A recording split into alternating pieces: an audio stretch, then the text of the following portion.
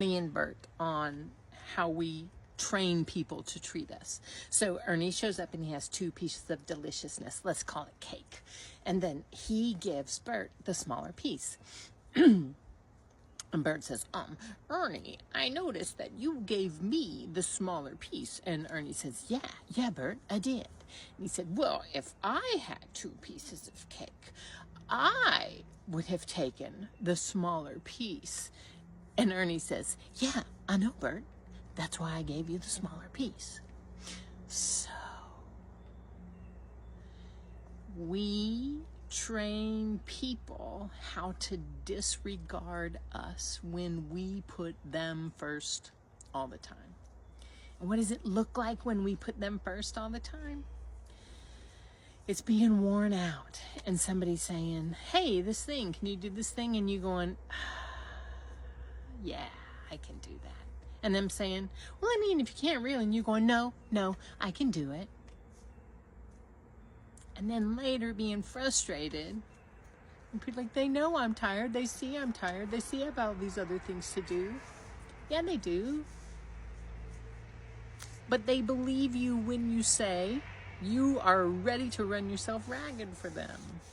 They believe you. They've watched it happen. So what is my point? My point is, notice when you're frustrated with folks about things, and notice if it's part of how you've trained them to treat you. And then you're going to notice that voice in your head that's like, well, I can't stop. We've been doing this for all this time. You can stop. You don't have to stop it all at once. Because here's what you're also going to notice. You're used to being resentful about it. You're used to that. You might have been trained by people, women people, that it's more noble to be resentful and do the thing than to be a pearl clutcher, selfish, and say no. So just notice it. All of this that I share with you is so you can notice when you are feeling angry, uptight, sad, and it's something that you actually have some control over. And maybe you tell yourself that you don't have any control over it because then they would feel a way about you. But baby, look, you're uncomfortable anyway. Why not be uncomfortable towards you having a little freedom, towards you letting folks learn how to take care of themselves, take care of things for themselves? Do you feel all that and all that bubble butt come up? But Brandy, that's all right. It's all right. Everything doesn't have to shift in a minute. You don't have to go from doormat to exploding doormat. It's just stuff to look at.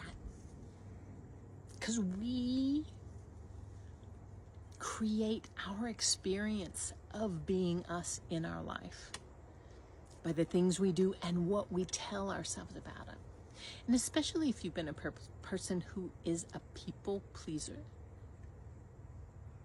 you tell yourself stories that keep you stuck in the people pleasing, that keep you kind of trapped in the people pleasing.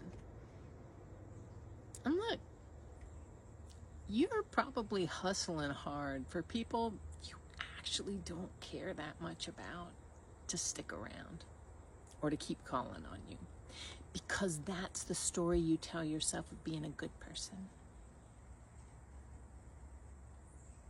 And maybe you want to keep telling yourself that story, or maybe you don't. All right, I'm adding in that with you. Beep, beep, beep, beep.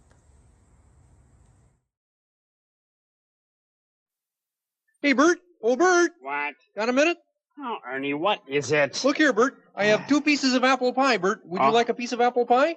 Oh, boy, would I? Yes, please. Oh, okay. Let's see. Let me just look at these for a minute. Okay, Bert. Smell that apple pie. Yeah, you take that piece there, Bert, and I'll take this piece here.